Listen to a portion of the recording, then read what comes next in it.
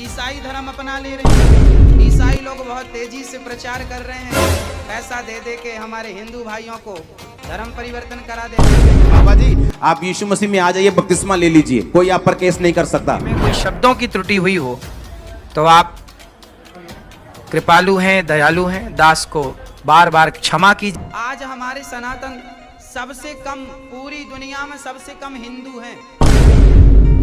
हिंदू दिनों दिन कमते जा रहे हैं और कुछ हिंदू तो धर्म परिवर्तन भी कर ले रहे हैं। ईसाई धर्म अपना ले रहे हैं। ईसाई लोग बहुत तेजी से प्रचार कर रहे हैं, पैसा दे दे के हमारे हिंदू भाइयों को धर्म परिवर्तन करा दे रहे हैं। कितने केस हमारे और आपके सामने रोज हो। ये आपके बच्चे गुटखा खाने वाले, ताश खेलने वाले, बहन बेटी को ताक झांक करने वाले, ये आगे चलकर धर्म परिवर्तन नहीं करेंगे तो ये क्या करेंगे? इनको अक्ल नहीं है ना कि हमारा धर्म क्या है। गढ़ में सबसे ज्यादा धर्म परिवर्तन के केस हैं। क्यों? क्योंकि यहाँ पर हमारे भाई लोग जंगल में रहते हैं, जंगली कोल भील इत्यादि, तो वो सीधे सरल हैं। तो ये क्रिश्चियन लोग जाते हैं, इनके धर्म परिवर्तन का देखना ट्रिक कैसी है इनकी। ये एक मीठी गोली लेते हैं और एक पैरासीटामोल लेते हैं, है ना, और ये बोलते हैं देखो बोलो जय श्री राम, ये बोल देते हैं अपने बच्चे को बुखार है तो ये गोली खिला दो, देखते हैं तुम्हारे भगवान में कितनी ताकत है। अब मीठी गोली खिला दी, बुखार उतरता नहीं, फिर बोलते हैं यीशु का नाम लेके बोलते हैं, पैरासीटामोल खिला दिया तो घंटे भर में बुखार उतर गई। हाँ। वो बोली देखो तुम्हारा भगवान तो कुछ नहीं है हमारे। ये कुल मिला के ये षड्यंत्र है विदेशी, हिंदुओं को कन्वर्ट करके क्रिश्चियन बनाते हैं, फिर उन्हीं हिंदुओं को जो क्रिश्चियन बने हैं उन्हीं से फिर हम लोगों को लड़ाते हैं, आपस में लड़ाते हैं ताकि फूट डालो, शासन करो। ये अंग्रेजों की पॉलिसी थी और वही पर वो आज भी काम कर रहे हैं। इसलिए आप सभी हिंदू भाई जाग जाओ और अपने उन भाइयों को बचाओ जो धर्म परिवर्तन करने के लिए मजबूर हैं। आप उनकी मैं आपसे ये कह रहा हूं कि अगर सांसारिक नॉलेज छुटकारा पैदा कर सकती है तो इमेजिन करो जो परमेश्वर के संविधान की, वचन की, जो हमारा स्पिरिचुअल संविधान है, उसकी नॉलेज हमारी लाइफ में कितना बड़ा छुटकारा पैदा कर सकती है। आमीन। आज जब लोग, आपको मालूम, लोग आजकल जो माहौल पिछले दिनों में चल रहा था, लोग आपको बोलते थे ये इसने धर्म परिवर्तन किया है, इस पे केस कर दो। तो मैंने अपने जो मेंटरशिप के पास्टर्स हैं, मैंने उनको समझाया, मैंने कहा अगर कोई आपको ये बोले कि तूने धर्म परिवर्तन कर लिया, तेरे पे केस करेंगे। आप जानते हैं लॉ के मुताबिक, इंडियन कानून के मुताबिक धर्म परिवर्तन करना पाप नहीं है और लॉ के खिलाफ नहीं है। आप लॉ के हिसाब से रोज धर्म चेंज कर सकते हैं और कानून आपको इजाजत देता है, कोई बंदा आप पर कुछ नहीं कर सकता। यहां तक कि, सुनो मेरी बात, लोगों को मालूम है ये बात कि हम धर्म नहीं बदलते हैं। हमने प्रीच किया है, हमने साबित किया है, लोगों ने साबित किया है, यहां आने वाले लोगों के नाम चेंज नहीं किए गए। उन्हें मालूम है ये बात कि हम धर्म नहीं बदलते, लेकिन फिर भी उनको कीड़ा है तंग करने का। और वो कैसे तंग करते हैं? तूने धर्म बदल लिया।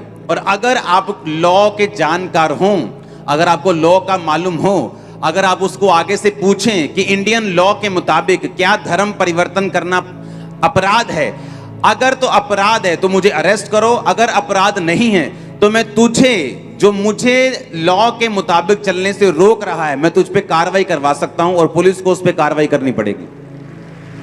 आपको पता है ये बात? यहां तक कि अगर आपके ऊपर कोई पुलिस वाला भी इस विषय पे केस करता है कि आप लोगों ने धर्म परिवर्तन किया, तो उस पर भी केस बनता है, उसको सस्पेंड किया जाता है। ऐसा हुआ है गुरदासपुर में, जहां हमारे लोगों को पकड़ के लेके गए और बोला कि धर्म परिवर्तन करवा रहे हैं। वो पुलिस वाला जो पकड़ के लेके गया वो सस्पेंड हुआ।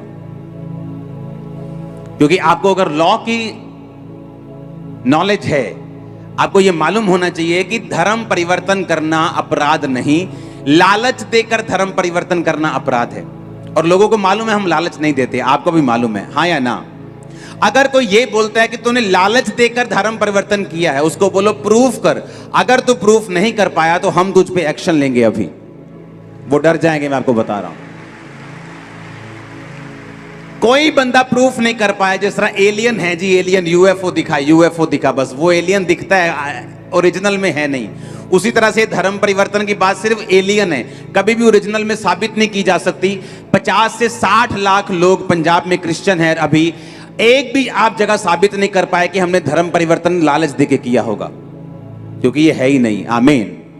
मैं एक संसारिक नॉलेज की बात कर रहा हूं कि अगर आपको संसारिक नॉलेज है तो आप, अगर कोई आपसे बोले कि तूने धर्म, किसी भी बंदे को, दूसरे धर्म के बंदे को ये कहना कि मेरी चर्च में चल या मेरे धर्म को मान, तो ये सब छोड़ दे, ये भी अपराध नहीं है। आप किसी क्रिश्चियन को बोल सकते हो अपना क्रॉस उतार दे, चर्च में जाना बंद कर दे, हमारे धर्म में आ, ये अपराध नहीं है।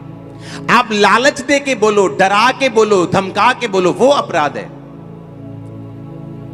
तो ये आपको अगर नॉलेज है तो ये आपके संसारिक छुटकारे का कारण बनती है। मैं आपको यह समझाने की कोशिश कर रहा हूं कि अगर एक संसारिक नॉलेज से आपको छुटकारा मिल सकता है, तो इमेजिन करो जो बाइबल की नॉलेज है, जो वचन की नॉलेज है, अगर आपको हो तो कितना बड़ा छुटकारा आप और आपका परिवार हासिल कर सकते हैं। इमेजिन करो, आज एक गवाही पाया हुआ विश्वासी और वो जो गवाही पे गवाही पाता जा रहा है, और दूसरा विश्वासी जो इंतजार कर रहा है, उन दोनों में एक ही फर्क है कि एक विश्वासी को यह समझ आ चुका है कि मुझे गवाही किस तरह से लेनी है। एक विश्वासी को समझ आ चुका है कि बाइबल के वचनों पे मुझे किस तरह से चलना है, मुझे किस तरह से परमेश्वर को प्रसन्न करना है, कौन सा काम मुझे नहीं करना, कौन सा काम मुझे करना है। जब उसे ये समझ आ जाती है, वो संविधान को समझ जाता है, बाइबल के संविधान को, बाइबल की आयतों को समझ जाता है, परमेश्वर के वचन को समझ जाता है, वो छुटकारे में एंटर करता है और उसका घराना भी छुटकारे में एंटर करता है। Hallelujah, hallelujah. मैंने अपनी लाइफ में बड़ा छुटकारा देखा है और मेरा विश्वास है कि मैं आपको गाइड कर सकता हूं उस छुटकारे के लिए जो आपको चाहिए। मैंने अपनी लाइफ में हर तरह का छुटकारा देखा है, वो मेरे परिवार का हो, मेरे आत्मा का हो, मेरे शरीर का हो, मेरे फाइनेंस का हो, हर तरह का डिलीवरेंस, हर तरह का छुटकारा, हर तरह के डिलीवरेंस मैंने अपनी लाइफ में ग्रहण किए। और मैं आपकी अगुवाई कर सकता हूं हर तरह के डिलीवरेंस को लेने के लिए। आप सभी को जय मसीह की दोस्तों, मेरा नाम है रोहित कुमार। दोस्तों, आपने वीडियो में देखा होगा प्रोफेट बेजिंदर और अंकुर नवला जी की वीडियो।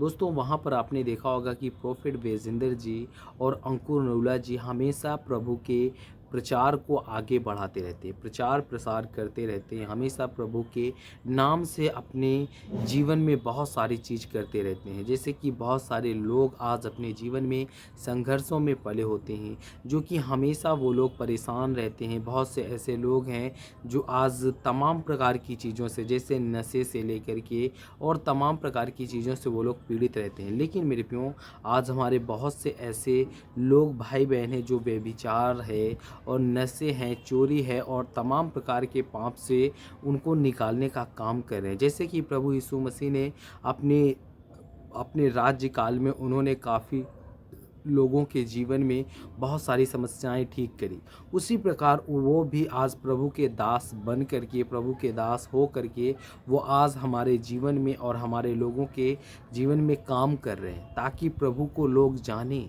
प्रभु को लोग पहचानें। क्योंकि बहुत से ऐसे लोग हैं जो आज प्रभु को नहीं जानते। दोस्तों, मैं आप सभी लोगों को एक वचन पढ़ना चाहता हूँ। यहाँ पर लिखा हुआ है, दोस्तों पढ़ते हैं। मत्ती की पुस्तक अध्याय 21 से 22 में लिखा हुआ है।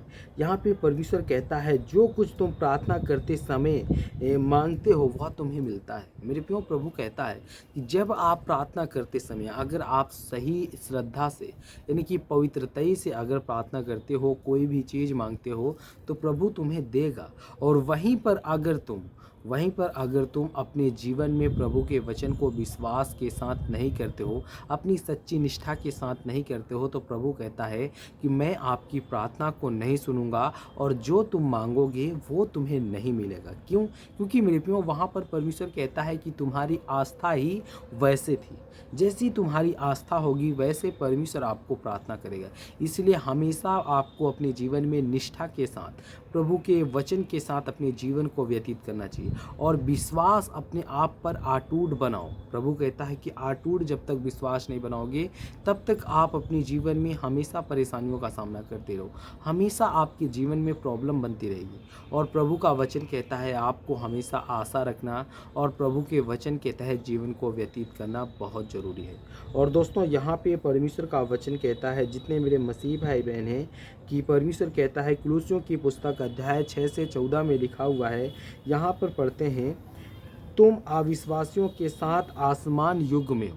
यानी कि परमेश्वर कहता है कि तुम यहाँ पे परमेश्वर कहता है हर सभी मसीह भाई बहनों के लिए कि तुम अविश्वासियों के साथ आसमान युग में मत रहो, क्योंकि परमेश्वर कहता है क्या धर्म और अधर्म का मिलन हो सकता है। यहाँ पे प्रभु हम सभी लोगों से बोल रहा है, उन लोगों को परमेश्वर कहता है कि क्या कभी भी अधर्म और धर्म मिल सकते हैं।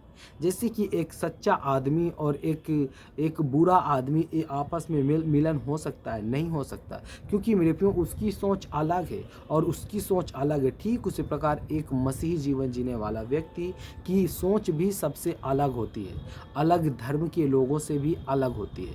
इसलिए हमें अपने जीवन में अलग ही सोच रखनी चाहिए, बस प्रभु के वचन पर अपने जीवन को व्यतीत करना चाहिए। तो God bless you all of you, आमीन।